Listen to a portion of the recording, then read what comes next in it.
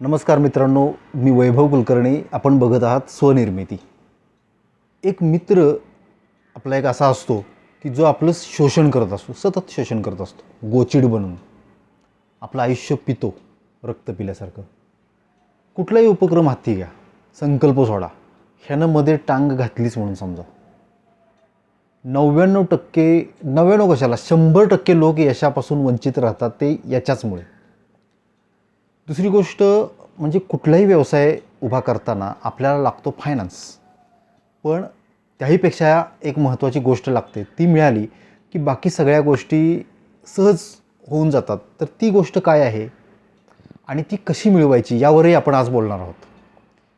बरं, शत्रू बनून त्यानं अडचणी आणल्या असत्या तर त्यावर मात करता आली असती, पण त्याला आपण समजतो मित्र आणि फसतो. मी स्वतः अनेकदा या अनुभवातून गेलो आहे. त्यानंतर मला एक ट्रिक सापडली की जी त्या तथाकथित मित्राचा करेक्ट कार्यक्रम करेल, ती मी तुम्हाला आज सांगणार आहे. आता याला ओळखायचा कसा? सगळ्यात पहिलं की हा मित्र आपला असा आहे, शोषण करत आहे, तर ते आधी बघू. अगदी क्षुल्लक संकल्प असतो आपला. म्हणजे सकाळी लवकर नाही, पण अलार्म वाजेल तेव्हा उठायचं. अलार्म वाजतो तेव्हा कोण आपल्याला म्हणतं की झोप थोडा वेळ. मग आपण त्याचा सल्ला तत्परतेने ऐकतो आणि तोंडावर पांघरून घेऊन झोपतो. एव्हा तुम्ही त्याला ओळखलं असेल, तो नालायक मित्र म्हणजे आपलं मन. घाबरू नका, मी अध्यात्मात वगैरे शिरणार नाही आहे, पण या मित्राचा करेक्ट कार्यक्रम कसा करायचा याची नामी युक्ती आणि माझे अनुभव मी आपल्याला सांगणार आहे. अनेक प्रोजेक्ट्स, अनेक संकल्प आपण केलेले असतात, पण ते पूर्ण होत नाहीत, कारण ते आपण स्वतःसाठी केलेले असतात. आणि पूर्ण केले नाहीत म्हणून विचारायला आपल्यावर कोणी बॉस नसतो. बरं, यात अभिमान वाटण्यासारखं काही नाही आहे की आपल्याला कोण बॉस नाही वगैरे. बॉस आवश्यक असतो. विशेषतः असला क्रियानिष्ठ मित्र जर असेल तर बॉस हा पाहिजेच पाहिजे. या लढाईमध्ये पहिला अर्धा भाग असतो तो म्हणजे त्या हरामखोराला आयडेंटिफाय करणे. एकदा का त्याला ओळखलं की समजायचं अर्ध मैदान आपण मारलं. आता याच्यावर मी काय करतो ते सांगतो. मला काही पथ्य आहेत, म्हणजे डाएट प्लॅन आहे. घरी तो पाळला जातो, पण बाहेर सगळी मोहमाया असते. मग अशावेळी मी माझ्या टीम मेंबर्सना एक अघोषित अधिकार देऊन टाकला आहे. मला दटावायचं, मला अडवायचं, डोळे वटारायचे वगैरे. मग ते माझ्या खाण्यापिण्यावर वॉच ठेवून असतात. जरा मी सीमारेषा ओलांडली की ते ओरडतात, सर मगापासून बघतोय आम्ही, हा दुसरा गुलाबजाम चालला आहे. मग मी गिल्टी चेहरा करतो आणि गुलाबजाम परत ठेवून टाकतो जागेवर. ज्या वेळेला माझा तथाकथित मित्र म्हणत असतो की खा की, त्याला काय होतं, एका गुलाबजामनं काय होतं.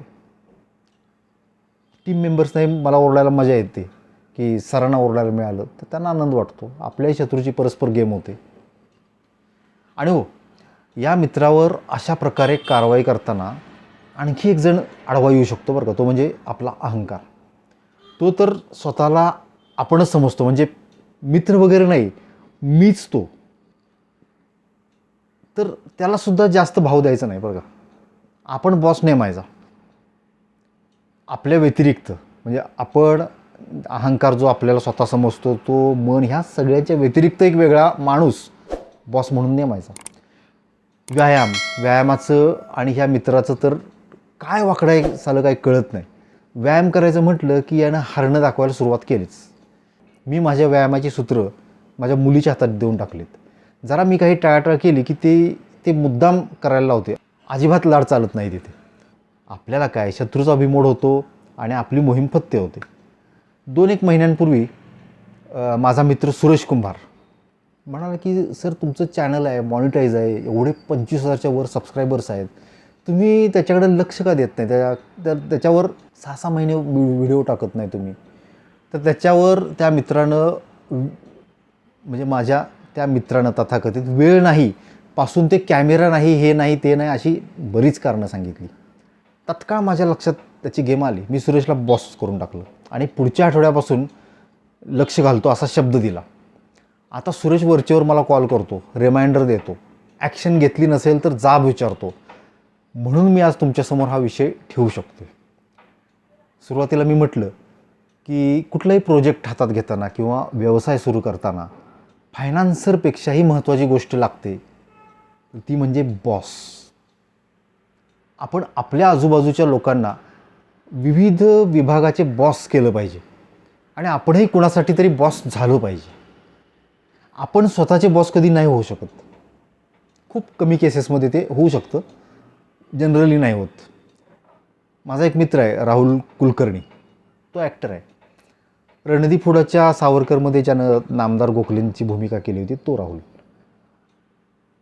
तो मूळचा कोल्हापूरचा. त्याच्या बोलण्यात सतत येत असतं की अरे पुण्यात जी कोल्हापुरी मिसळ मिळते ती खरी कोल्हापुरी मिसळ नव्हेच, खरी मिसळ मीच करतो वगैरे. गेल्या काही वर्षांपासून तो ठरवतो की मिसळ सेंटर सुरू करायचं, खरी मिसळ काय असते ते लोकांना दाखवून द्यायचं. परवा डबिंगच्या निमित्तानं तो भेटला. म्हटलं अरे काय झालं मिसळीचं. लगेच त्याचा मित्र पुढे आला. करायचं आहे हे नक्की, पण वेळ मॅनेज होत नाही, शूटिंगच्या वेळी कोण सांभाळणार वगैरे असे त्यानं कारणं सांगितली. तसं कोणीतरी मिळायला पाहिजे म्हणजे आपल्या माघारी तो सांभाळू शकेल शूटिंगला गेल्यानंतर वगैरे. त्याला म्हटलं डोक्यातून काढून टाक ना मग मिसळ. तर याला तेही शक्य होईना, कारण अभिनया इतकंच त्याला कुकिंग आवडतं. मी ठरवलं आपण सेनापती व्हायचं आणि त्याच्यात त्या छुप्या शत्रूला नेस्तनाबूत करायचं. त्याला म्हटलं एक दिवस वेळ घे, आजचा दिवस वेळ घे आणि निर्णय घे, करायचं की नाही. आणि करायचं असेल तर उद्या एक छोटंसं तरी पाऊल उचल आणि मला फोन करून सांग की मी करायचं असं ठरवले आणि आज मी हे पाऊल उचलले. दुसऱ्या दिवशी त्याचा फोन आला नाही. त्याच्या मित्रानं त्याला अडवलं असणार, मला माहिती आहे. मग मीच फोन केला, अरे काय झालं, आपल्या कामाचं काय झालं, फोन करणार होतास तू.